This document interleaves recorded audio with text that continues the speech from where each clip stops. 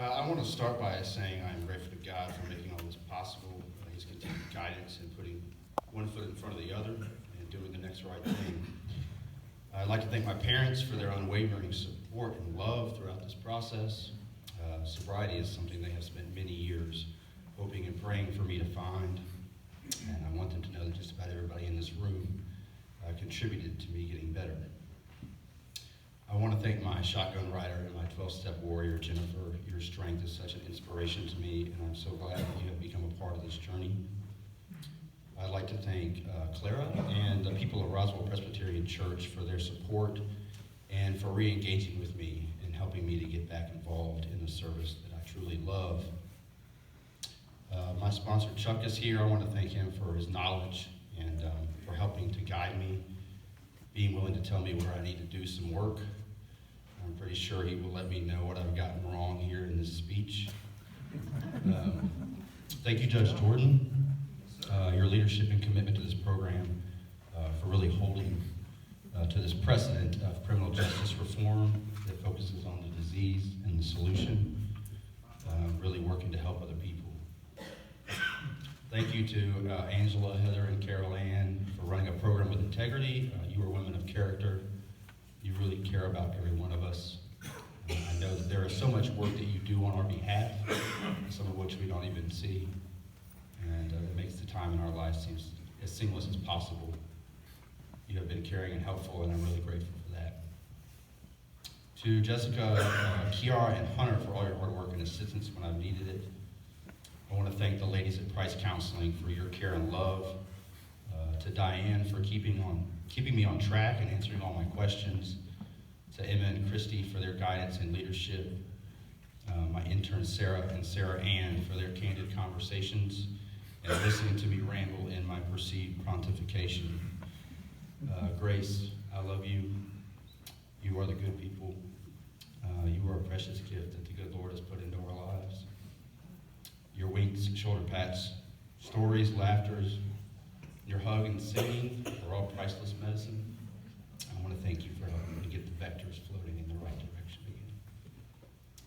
again. Lastly, I want to thank my fellow participants. Most of what I'm going to say is for you. The true wonder of this program comes from our work together. Truthfully, no one knows us like we know each other, and our fellowship is what makes this program succeed. There is a quote which I have carried with me for several years, but it took this program for it to make sense to me. The true meaning of life is to plant trees under whose shade you do not expect to sit. I ask you to consider that creating a better life for ourselves means looking out for the interest of others, and that this is accomplished through action that leads to a new way of thinking. The one thing we are guaranteed in our lives is experiences. When I was drinking, I had some bad experiences. I think most of us can relate to that. But even the good things in my life were not able to be fully embraced. I was not able to effectively experience every moment. The focus was put on my desires and my attempts to control my life. Like many of us, I was burdened by the past and anxious about the future. I was limiting my life to experiences that involved a bottle. I refused to get more out of life because I had decided to be satisfied with what I was doing. I was afraid to deal with major disappointments and didn't feel the need to put forth the effort to make changes that might bring about a better life. I didn't see that there could be a more fulfilling life. Selfish desires were limiting my opportunities to engage with others. I did have a heart for people, but I wasn't caring for people. I was caught up in my own interests. Despite my best intentions and well-meaning actions of doing good to others, the results were self-centered.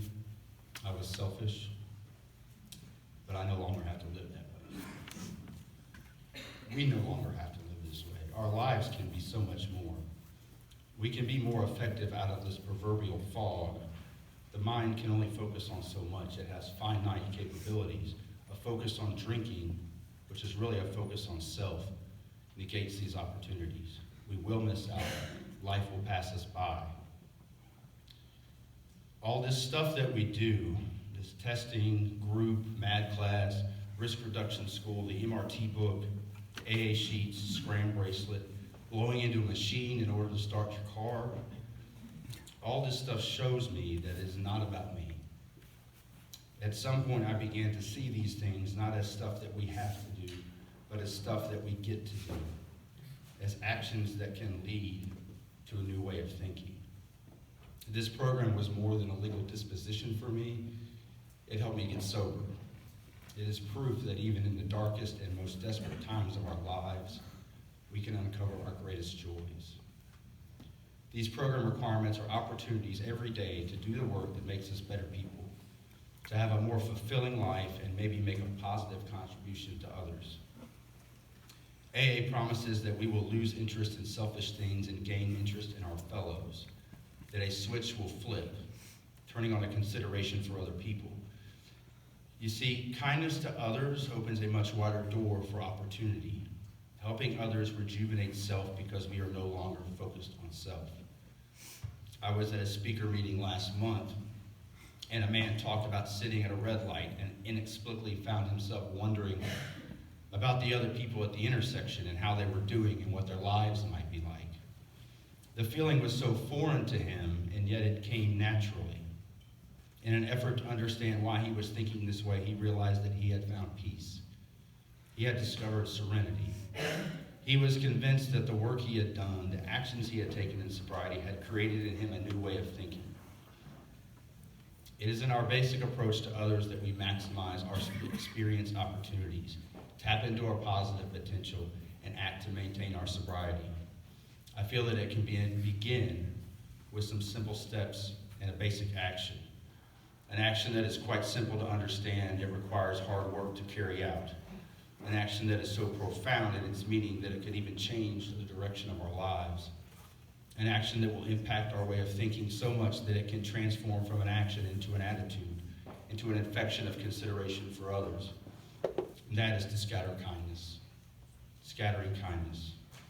Because of God's love, it is within our power to have the courage to stand strong and show the world kindness. I challenge you to be the consideration for others that you want to see in the world, that you want others to have for you. I think you will find that your life is fulfilling when you have stopped trying to be the one to fill it up. I, for one, believe the only thing I will ever keep is what I gave away. I wish countless blessings on all of you. Thank you so much.